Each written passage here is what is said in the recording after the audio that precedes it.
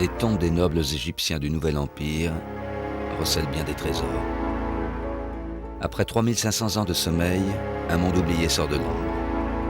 Les fresques raffinées exaltent la mémoire du mort, autant que son goût pour l'existence et ses beautés. Mais ces images s'inspiraient-elles de la réalité? Ces visages sont-ils ceux des Égyptiens de l'Antiquité? Un jour de mai 1900, l'archéologue français Émile Chassinat racheta chez un marchand du Caire 49 pots à phare et à onguents pillés quelques semaines plus tôt dans un tombeau aujourd'hui disparu. Dame Touti, courtisane à la cour de Gourob, 1500 ans avant Jésus-Christ, avait emporté dans l'au-delà ses ustensiles de beauté. À l'intérieur des récipients, les substances avaient traversé le temps. Mais le mystère restait entier. Comment et pourquoi se maquillaient les Égyptiens, hommes et femmes? Quelle odeur avaient leurs huiles parfumées, leurs onguents, leurs phares? Et comment fabriquaient-ils des substances fragiles et précieuses? Les secrets de beauté de Dame Touti seraient-ils un jour dévoilés?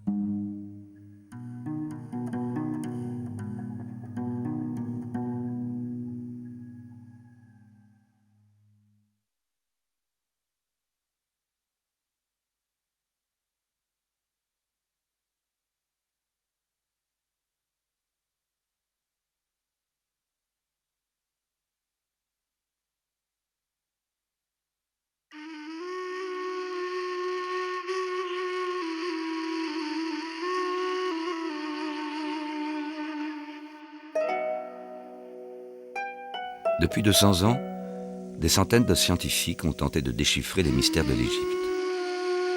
Sur le terrain, les découvertes se sont succédé, prouvant que les soucis de beauté des Égyptiens remontaient bien avant l'Antiquité. Dès le 4e millénaire avant Jésus-Christ, les habitants des bords du Nil possédaient des palettes à phare en schiste à la décoration exceptionnelle.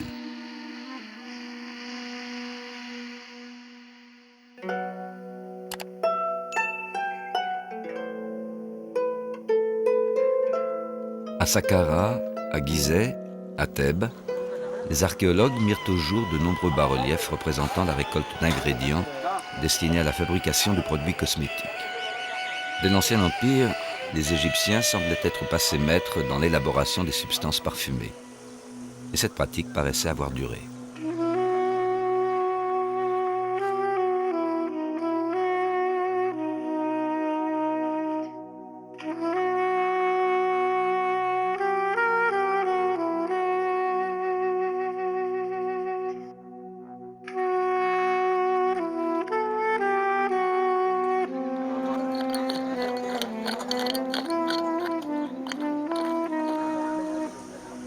À Alexandrie, les fouilles des nécropoles gréco-romaines ont montré la survivance de la tradition des cosmétiques.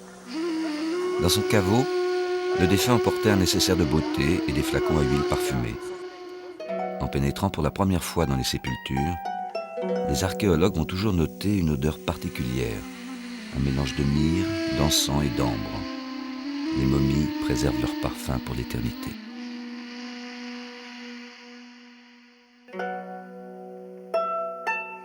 Les Égyptiens antiques ne nous avaient pas seulement laissé des monuments exceptionnels à la taille de leur génie créatif.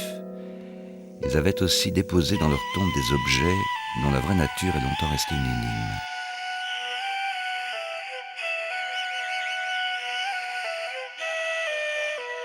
Tous les indices concordaient pour prouver la vivacité d'une industrie des cosmétiques et des parfums dont on ignorait pourtant presque tout.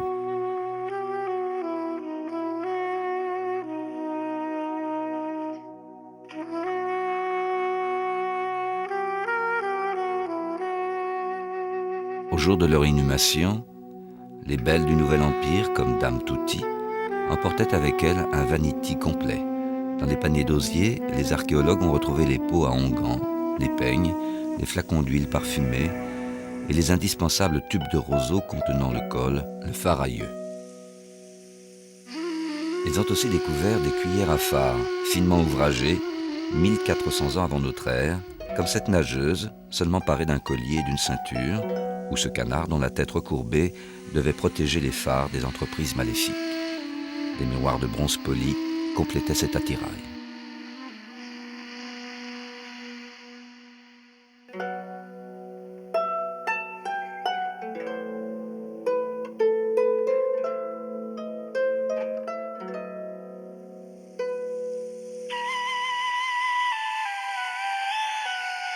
Ces instruments de beauté accompagnaient hommes et femmes dans leur demeure d'éternité.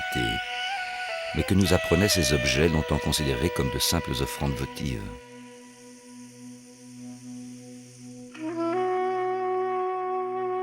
Les tombes du Nouvel Empire nous décrivent une civilisation à son zénith.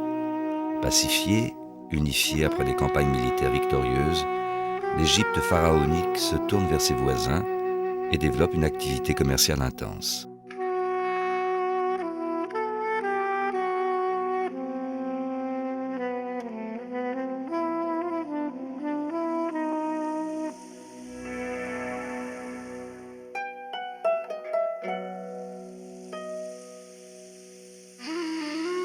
À cette époque, un art de vivre éclatant s'épanouit. Dans les tombes, l'épicurisme des Égyptiens apparaît comme une évidence. La passion pour les cosmétiques et les senteurs est perceptible dans toutes les fresques. Le sol des salles de banquet est jonché de fleurs. Sur les tables, l'encens brûle dans de fines coupelles. Des servantes distribuent des couronnes de crocus. Hommes et femmes déposent sur leurs cheveux des onguents que les artistes représentent sous la forme de cônes blancs. L'univers représenté dans les tombes est longtemps resté une énigme pour les scientifiques. Ce faste parfumé n'était-il qu'une chimère d'artiste?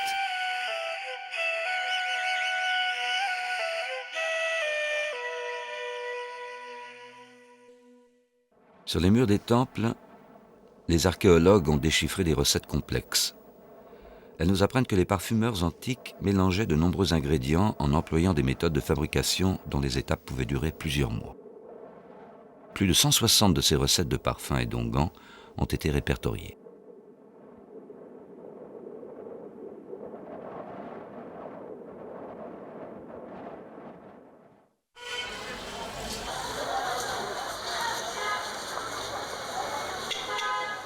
L'Égypte moderne a hérité de cette tradition millénaire.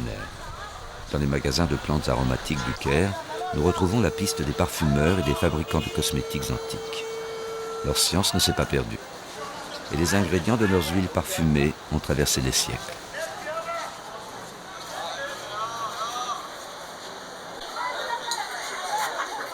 C'est ici que l'archéobotaniste égyptienne, Ala Baraka, venait trouver les éléments pour constituer son herbier antique.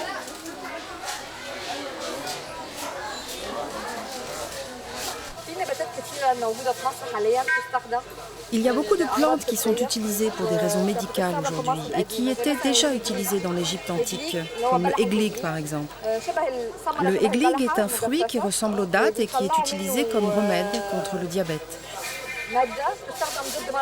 Dans l'Antiquité, les Égyptiens en tiraient de l'huile. Cette tradition des huiles parfumées et médicinales est très ancienne. L'Égypte moderne en est l'héritière. Pourquoi utilise-t-on des huiles? L'Égypte est une région très chaude, très aride, et ses habitants ont besoin de crème pour hydrater leur peau et la nourrir. Cette chaleur permet à la peau d'absorber des huiles qui aident aussi à la croissance des cheveux, à leur teinture ou à en préserver la couleur. C'est une très vieille tradition qui a persisté jusqu'à nous. Regardez toutes les huiles vendues dans ce magasin. Cela vous donne une idée de l'importance et du volume de la fabrication d'huiles parfumées dans ce pays. Beaucoup de plantes donnent de l'huile, comme l'huile d'amande amère, l'huile de laitue ou l'huile de roquette, toutes employées en Égypte depuis la plus haute antiquité. Il y a aussi l'huile de cumin et surtout l'huile de lys. Cette huile est toujours fabriquée à partir de 1000 fleurs, broyées, mélangées à de l'huile d'olive. Les Égyptiens antiques l'utilisaient comme cosmétique et les femmes égyptiennes d'aujourd'hui la connaissent bien car elles la chauffent pour nourrir et fortifier les cheveux.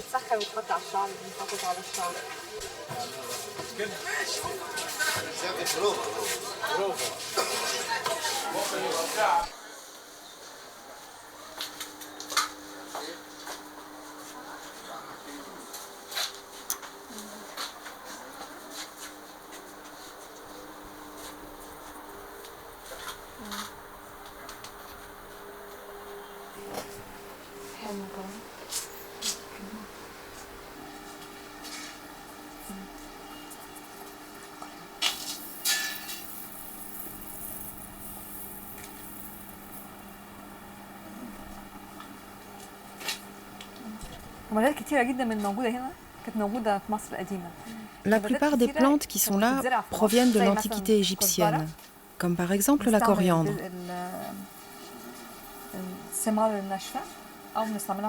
Ces graines étaient utilisées sèches ou vertes, entières comme pour le sésame, ou broyées comme pour le cumin. Les Égyptiens antiques utilisaient aussi le thym.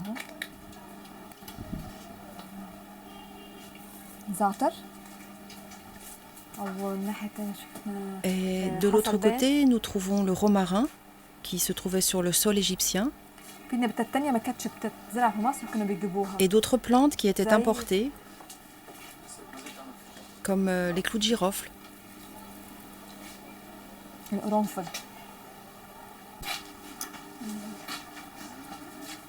Les ingrédients utilisés dans la fabrication des parfums et des cosmétiques sont indissociables de l'art culinaire. La passion pour la beauté, les parfums et les saveurs fait appel à tous les sens. Pour l'assouvir, les Égyptiens antiques se lancent dans de grandes expéditions. Dans son temple de Deir el-Bahari, la reine Hatshepsut, pharaon atypique de la XVIIIe dynastie, a fait représenter l'une des expéditions qu'elle dépêcha vers une région devenue une légende, le pays de Punt, la terre du dieu. 1491 ans avant Jésus-Christ, au début de l'an 8 de son règne, la femme pharaon obéit à un oracle. Le dieu solaire Amon lui serait apparu pour lui ordonner « Lance des navires sur les chemins qui conduisent aux échelles de l'encens, car les brûle-parfums de tes prêtres sont vides. Là, vous chargerez à plein bord des arbres à encens et tout ce qui sent bon là-bas. » Où est Punt ? Est-ce le Soudan, la Somalie, la Corne de l'Afrique ou le Yémen ? Les hommes ont-ils remonté le Nil ou atteint la mer Rouge ? Le bas-relief usé par le temps se contente de nous montrer les 210 membres de l'expédition, zoologues, ingénieurs, botanistes, prêtres et soldats, s'embarquant sur 5 magnifiques vaisseaux. Sur les murs du temple, les prêtres de Pharaon ont décrit cette contrée lointaine. Les habitants vivent dans des maisons sur pilotis, auxquelles on accède par une échelle. Des palmiers d'Oum surplombent un paysage proche de celui des bords du Nil. À Punt, le chancelier Néhésie aborde en premier, suivi de sa garde d'honneur. En signe de paix, il offre au roi Paréo des coffres remplis d'objets manufacturés, d'armes, de colliers et de bracelets. En retour, les Égyptiens reçoivent des sacs de gommes aromatiques, d'encens, d'oliban, de l'or, de l'électrum, des peaux de félin et une grande quantité d'ivoire. On trouve surtout des arbres à encens, objet de toutes les convoitises. 31 sont arrachés à la terre de Punt pour être acclimatés dans les jardins du temple de Deir el-Bahari. Durant le voyage de retour, ils feront l'objet d'un soin constant.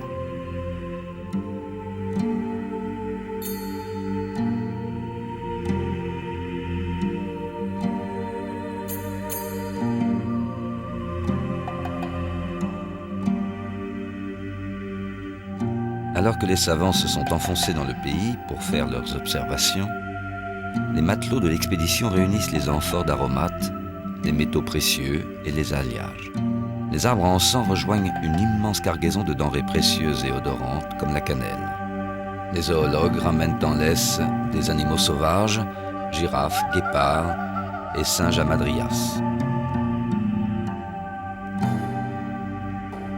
Un an après son départ, cette fantastique expédition commerciale retrouvait le port de Thèbes lors d'une fastueuse réception durant laquelle l'encens et le henné sont utilisés à profusion. En 3000 ans d'histoire, la civilisation égyptienne a pris tous les risques pour obtenir les ingrédients de ses parfums et de ses cosmétiques. Mais c'est au Nouvel Empire que l'Égypte noue le plus de contacts avec ses voisins. Christian Leblanc, directeur de la mission archéologique française du CNRS à Thèbes-Ouest, nous explique la nature de ces relations. L'Égypte, à cette époque, a déjà d'importants contacts avec l'étranger, que ce soit notamment avec l'Asie, les Asiatiques. Il y a beaucoup de contacts à la fois militaires, mais aussi commerciaux. Et puis, il y a également le Sud, pour le lointain pays de Kouch, mais aussi même au-delà, puisque nous savons qu'il y a eu des expéditions pacifiques, menées notamment par la reine Hatshepsut. Et il est vrai que l'Égypte du Nouvel Empire est une Égypte qui va rayonner précisément à travers ces croisements de populations, puisqu'il y a des Égyptiens qui vont partir dans ces contrées, qui vont ramener des produits de ces contrées, mais il y a aussi des étrangers qui viendront en Égypte et qui parfois même s'y installeront. Cet échange a été au fond très bénéfique dans le cadre de l'évolution de cette période du Nouvel Empire, car on voit effectivement converger vers l'Égypte toute une quantité de produits particulièrement précieux, des produits rares, qui vont surtout faciliter ce développement de la civilisation égyptienne, ce rayonnement de la civilisation égyptienne, et surtout aussi ce goût du luxe qui va s'installer, ce raffinement que vont avoir les hommes et les femmes de vivre. On vit dans une société qui est une société de luxe et de grand raffinement. Dès la seconde moitié du troisième millénaire et l'Ancien Empire, les Égyptiens importent végétaux odoriférants, gommes, résines et épices. Très tôt, les échanges commerciaux entre les Égyptiens, leurs proches voisins ou des contrées plus lointaines ont permis d'améliorer l'art des cosmétiques et des huiles parfumées. Gommes, résines, épices ou encens proviennent du Soudan, de Somalie, d'Éthiopie, du Yémen ou d'Oman. Huiles et résines viennent de Palestine, de Syrie ou de Libye. Pour obtenir leurs matières premières, les Égyptiens antiques, pourtant piètres navigateurs, vont jusqu'à Chypre.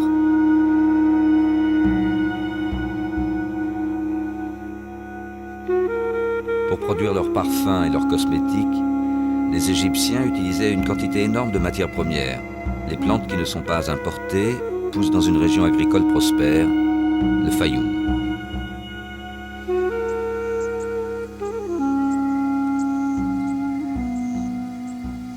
La région du Fayoum, au sud-ouest du Caire. Au bord d'un lac immense s'étend une oasis de verdure sur plusieurs centaines de kilomètres carrés. Alors que le delta est infesté de marécages putrides, le Fayoum apparaît comme un paradis, le grenier à blé de l'Égypte antique. Les travaux de régulation des inondations, entrepris au Nouvel Empire, ont transformé cette oasis en paysage luxuriant et fertile.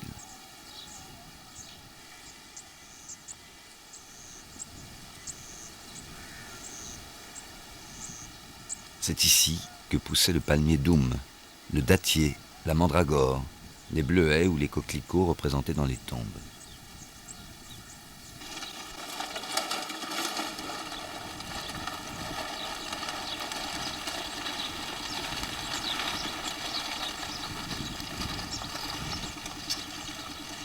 Pour fabriquer les baumes, onguents et autres huiles parfumées, les Égyptiens ne connaissaient ni le musc, ni la civette, ni l'ambre gris qui sont d'origine animale. Mais ils cultivaient plusieurs espèces de fleurs, comme le jasmin, le lotus, la camomille, le narcisse, la violette blanche et la rose.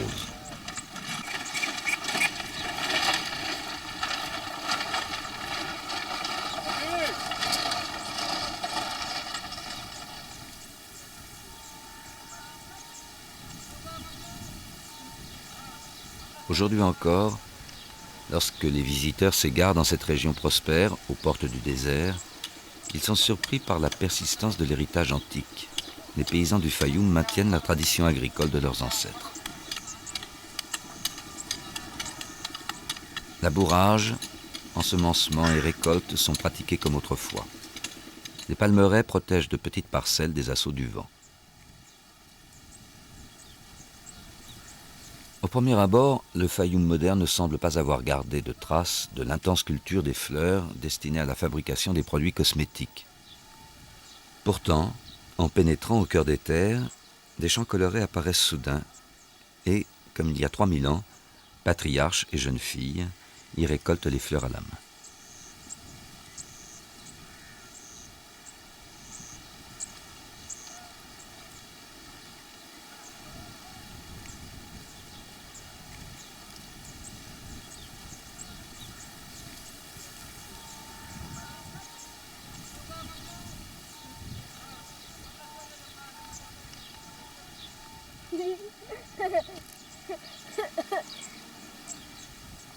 Ici, on cultive la camomille, la menthe verte et poivrée, la citronnelle, le millefleur et le bleuet. Des fleurs de tagette sèches à même le sol, coulant en rivière odorante aux couleurs vives. L'air est saturé des parfums des plantes abandonnées au soleil pendant plusieurs jours.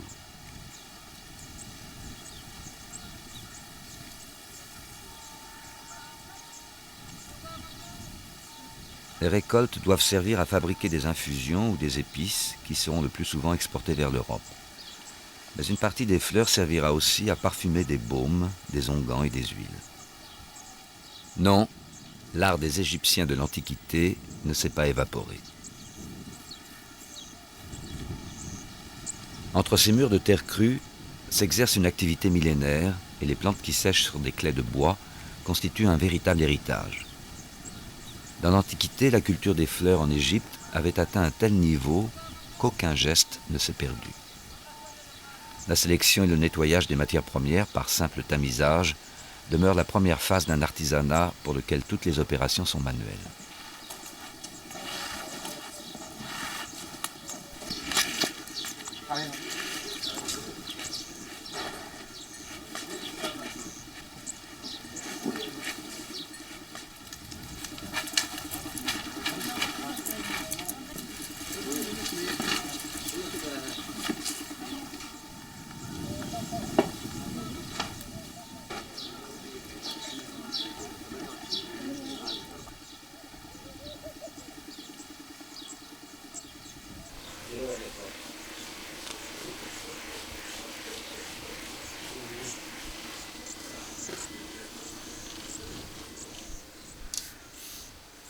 Les fresques de la tombe de Rekhmiré, datées de 1430 avant notre ère, nous montrent ces travaux des champs.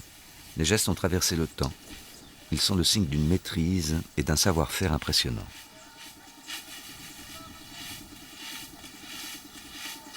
À l'aide de ses seuls tamis, cet ouvrier parvient à séparer les tiges, les pétales, le pistil et les différents pollens des fleurs de camomille. Chaque élément sera alors tamisé séparément et les ingrédients de qualité supérieure serviront à la fabrication de substances parfumées.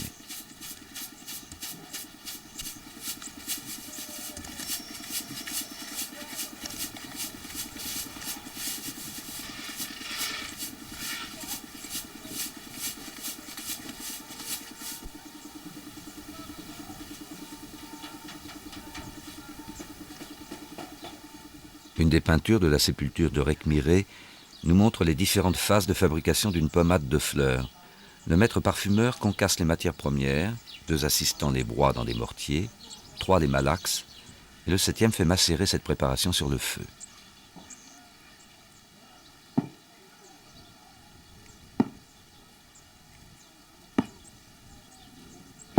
Au cœur du Fayoum, rien n'a vraiment changé.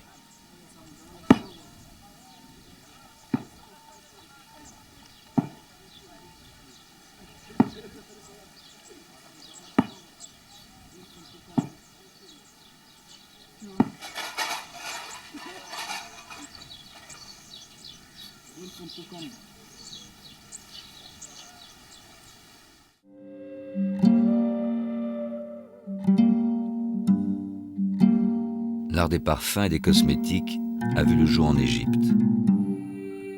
Lorsque les Grecs et les Romains parvinrent dans ces contrées, ils donnèrent à cet art le nom de la terre noire des bords du Nil, la Kémet ou Kémi. La chimie et les alchimistes étaient nés.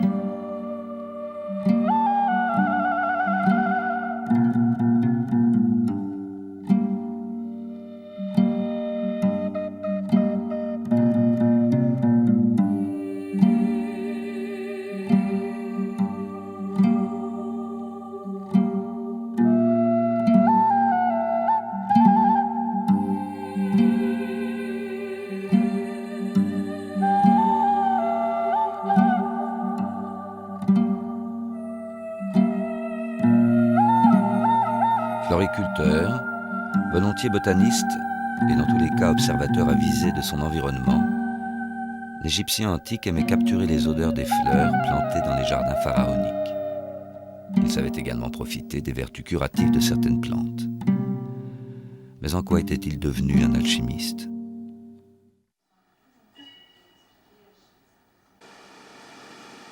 La trousse de maquillage de Dame Touty contenait tous les éléments pour répondre à cette énigme.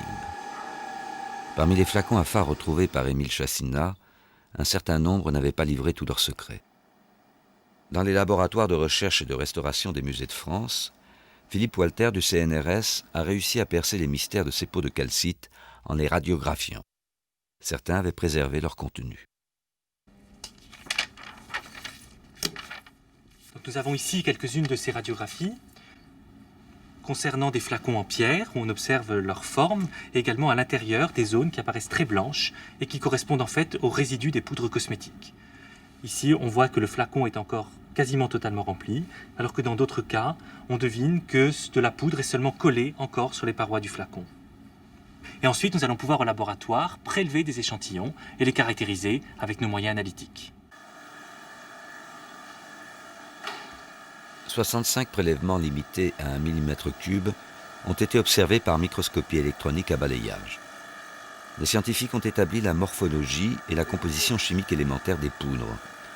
Des mélanges complexes de composés de plomb ont ainsi été observés, mais seule la diffraction par rayon X permit d'identifier les minéraux utilisés dans les fards de Dame Touty.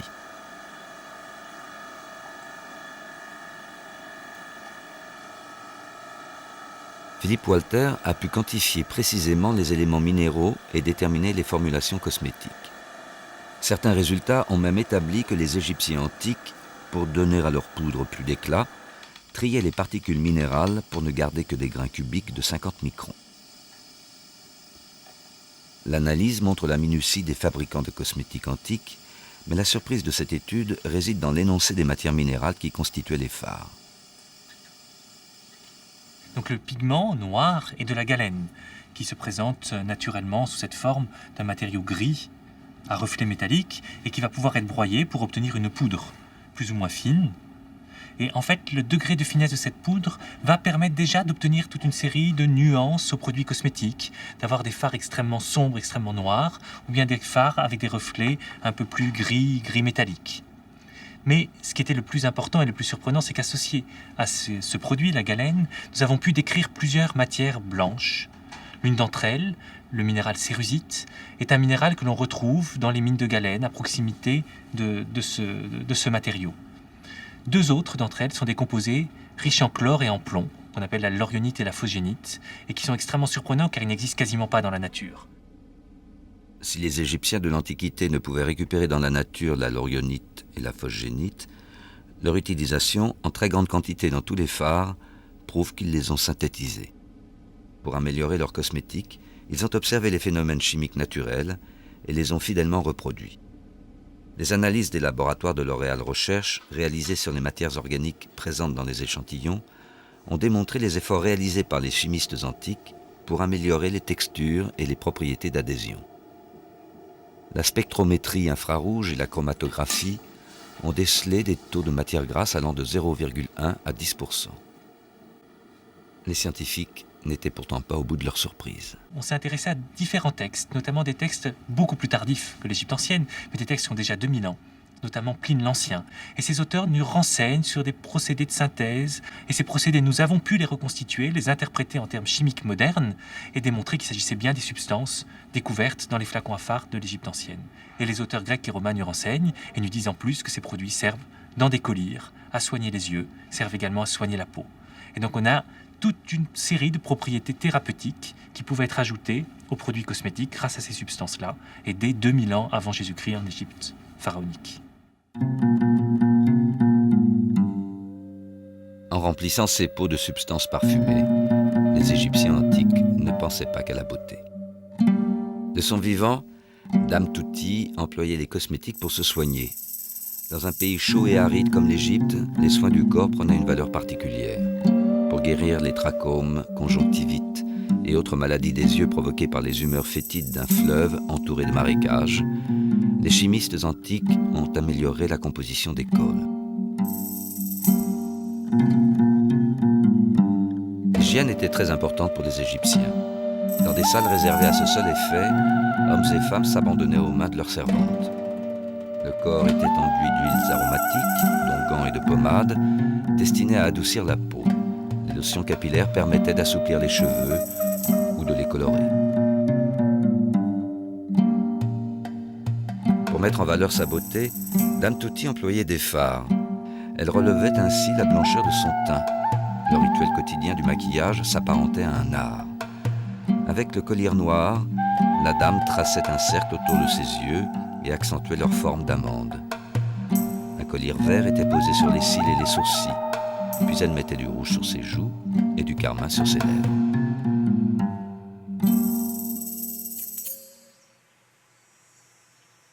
En rentrant pour la première fois dans les temples, les archéologues sont restés subjugués devant l'expression de ces visages. Devant les statues polychromes, tous remarquèrent l'importance du maquillage de l'œil. Il est souligné de vert durant l'Ancien Empire, finement détouré au Nouvel Empire. Hommes et femmes mettaient spécialement en valeur cette partie de leur visage. Mais quel sens pouvait donc avoir cette attention particulière pour les yeux ?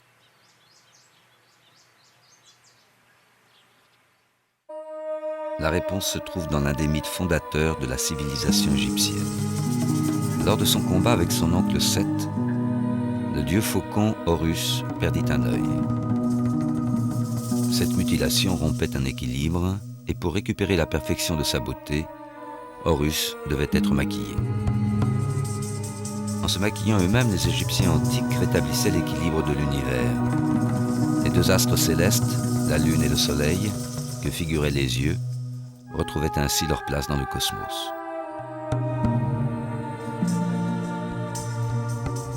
Au cours de l'offrande matinale, les prêtres allumaient des bougies parfumées. Avant de pénétrer au cœur du temple, dans le naos, sanctuaire où se trouvait la statue du dieu, ils chassaient les mauvais esprits en faisant des fumigations de résine et de térébinthe.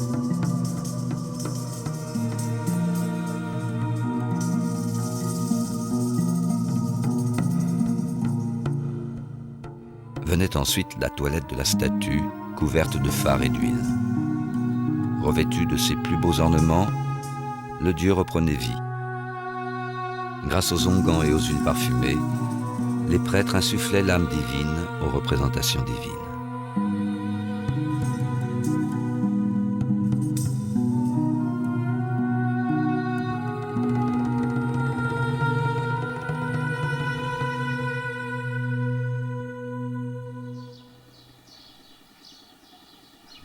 Les temples, demeures du dieu, constituaient le centre économique, intellectuel et scientifique de la vie égyptienne. La fabrication des aromates à brûler, des huiles parfumées, des onguents, des fards et des collyres ne se déroulait pas ailleurs. Très rapidement, les ateliers de ces monuments incontournables de la société antique devinrent de véritables laboratoires. Les formules permettant de confectionner les préparations étaient gravées sur les parois des pièces. Conscients des revenus importants qu'ils pouvaient obtenir de la préparation des substances, les prêtres commencèrent à les confectionner pour le monde profane et la production atteint ainsi un volume industriel. Le château de millions d'années de Ramsès II est l'exemple parfait des grands temples construits au Nouvel Empire à Thèbes-Ouest.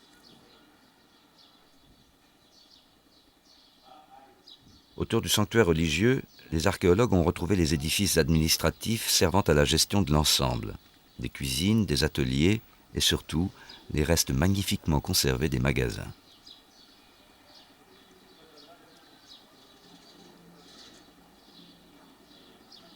Sous ces voûtes de briques crues, les prêtres entreposaient les denrées précieuses, les récoltes des champs environnants, les cosmétiques et autres huiles parfumées. À quelques pas de là, se trouvaient vraisemblablement les ateliers de fabrication.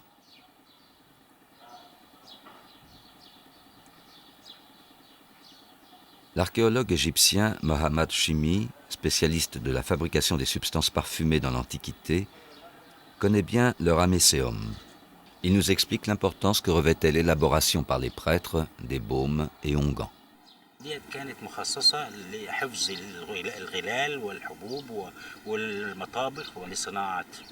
Ces magasins étaient réservés à la conservation des denrées, comme les céréales, les produits alimentaires et bien sûr la fabrication des cosmétiques et des parfums.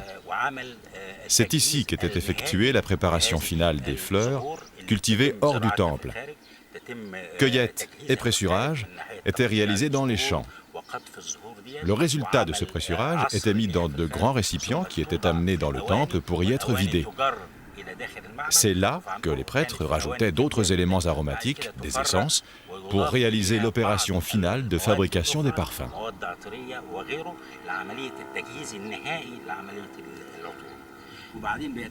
Après, ils séparaient ce qui était solide de ce qui était liquide, car il y avait un besoin en parfum liquide et un besoin en parfum solide.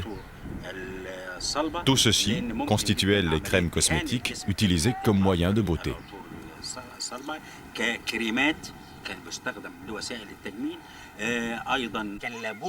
Les prêtres préparaient ces substances pour satisfaire le Dieu. Ces substances étaient d'abord présentées en offrande, mises sur l'autel, afin de rendre hommage au Dieu auquel était dédié ce temple.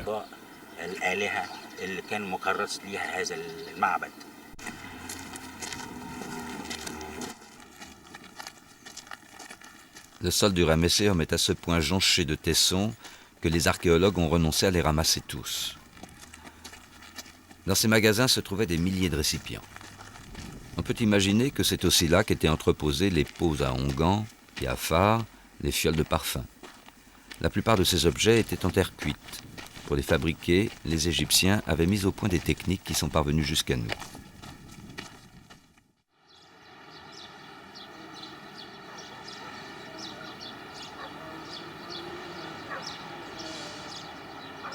Le quartier des Potiers, à la périphérie du Caire. La plupart des artisans qui se trouvent ici sont issus de familles implantées depuis plus de 500 ans. S'ils ne fabriquent plus de pots à cosmétiques, les Potiers emploient des méthodes directement héritées de leurs ancêtres égyptiens.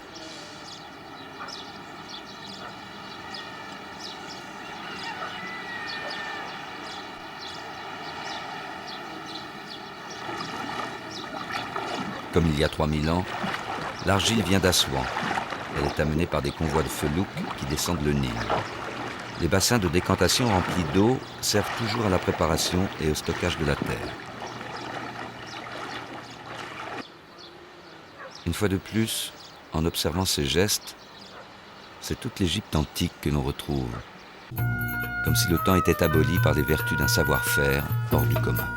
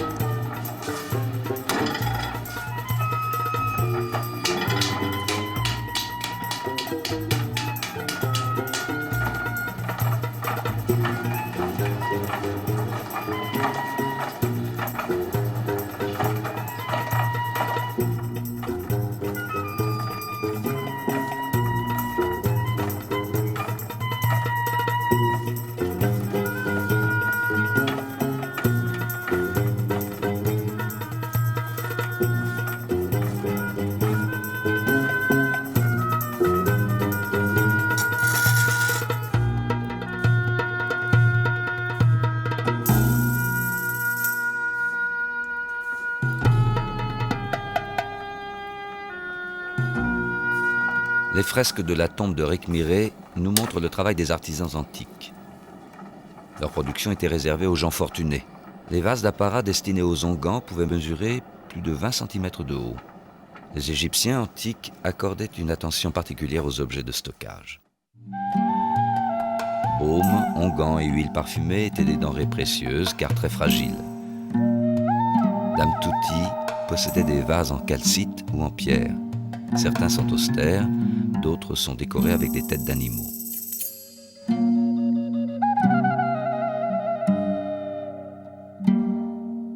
Les bâtonnets à colle étaient en roseau ou en faïence. Sur certains, on peut lire le nom du propriétaire, des conseils pour bien utiliser le fard ou l'indice de la qualité du produit. Nouvel Empire, le verre, importé de Palestine, fait son apparition. Cette matière est si précieuse que les Égyptiens conservent les flacons brisés. Sur la forme, les récipients en verre ne diffèrent guère de ceux en céramique ou en pierre. Les fresques nous renseignent sur la fabrication des flacons. La pâte de verre était moulée, puis décorée.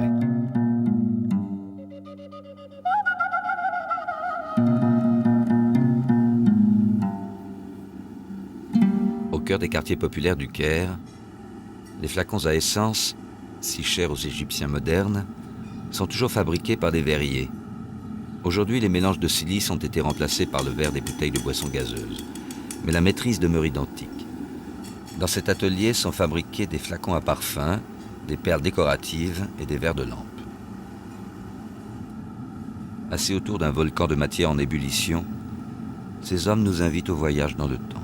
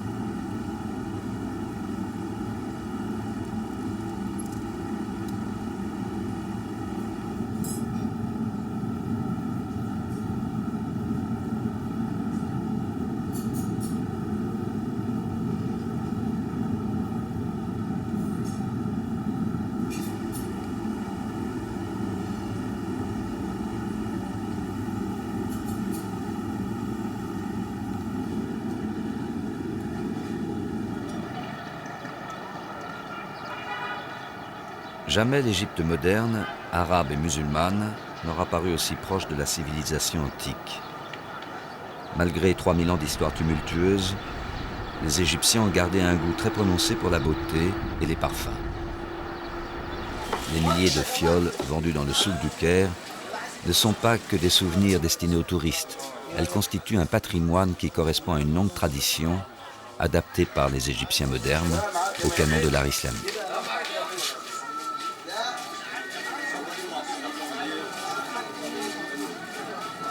L'écrivain Gamal Fitani connaît bien l'atmosphère parfumée qui flotte dans les rues de sa ville. Il connaît l'importance de l'héritage légué par les Égyptiens de l'Antiquité.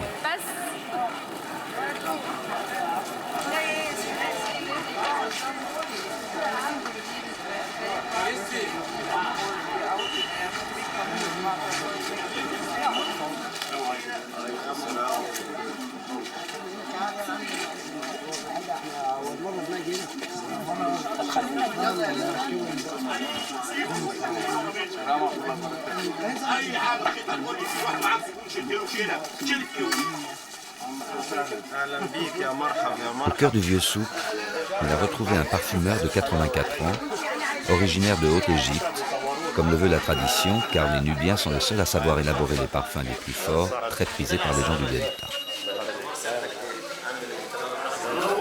Le vieil homme connaît les formules des meilleurs mélanges. Aujourd'hui, les essences sont le résultat d'un procédé de distillation inconnu dans l'Antiquité. Les parfums de Dame Touti ne contenaient pas d'alcool. Mon intérêt pour les parfums a véritablement commencé dès mon enfance, car les parfums représentent une partie essentielle de la culture populaire égyptienne. Je me souviens, lorsque je vivais dans une ruelle du Vieux-Caire, pendant les fêtes, musulmanes ou chrétiennes, je voyais les gens sortant avec des fleurs et allant les déposer sur les tombes.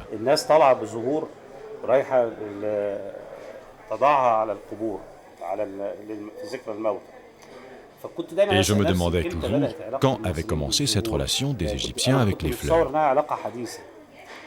Je croyais que c'était une relation récente, mais un jour, alors que j'étais à l'école primaire, j'ai visité le musée et j'ai vu un bouquet de fleurs séchées sur la momie de Toutankhamon et sur la momie de Merenbeta. Ce bouquet semblait avoir été fabriqué il y a 2 semaines ou le mois passé.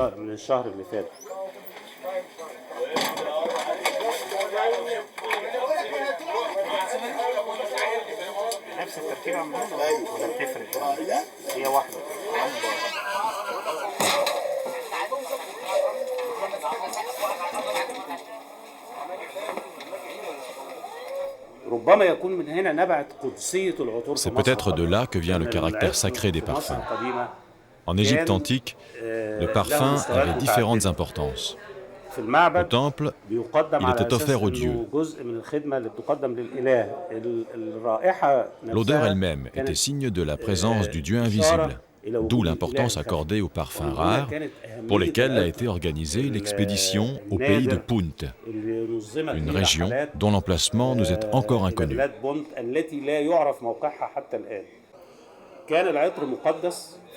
Le parfum était sacré dans les temples, mais il faisait aussi partie du quotidien des habitants de l'Égypte.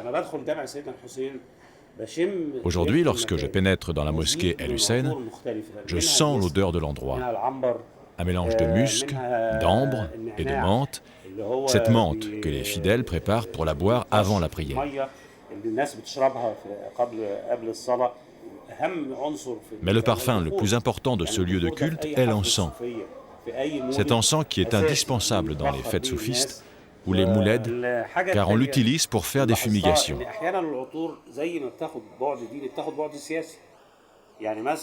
J'ai remarqué aussi autre chose. Si les parfums ont un aspect religieux, ils ont aussi un aspect politique.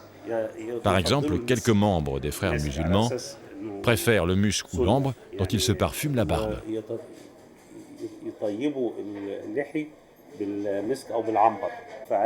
C'est comme cela que je me suis rendu compte que cet engouement pour les parfums exprime la continuité culturelle de l'Égypte antique jusqu'à aujourd'hui.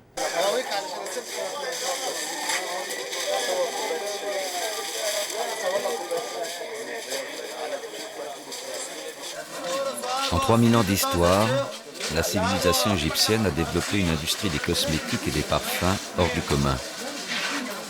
Les Égyptiens étaient aussi bien floriculteurs que pharmaciens ou parfumeurs. À Délos, à Mendes, à Dendera ou à Alexandrie, des ateliers réputés fabriquaient les produits de beauté.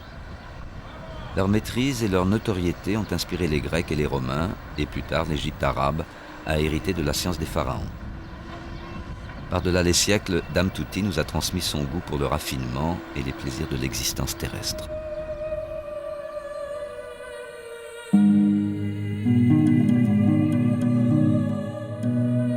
Les visages représentés sur les fresques ne sont pas des fantasmes.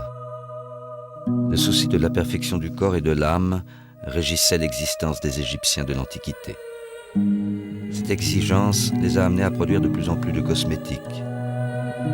Sous les Ptolémées, des quantités astronomiques de ces produits étaient utilisées lors des grandes festivités. La légende veut que la reine Cléopâtre ait ensorcelé Jules César et Marc-Antoine par la seule puissance de son parfum. Dame Touti se maquillait par plaisir, par nécessité et pour suivre un rituel religieux. Elle voulait être belle, plaire et être aimée. La poésie antique nous révèle ses passions et une partie de ses pensées.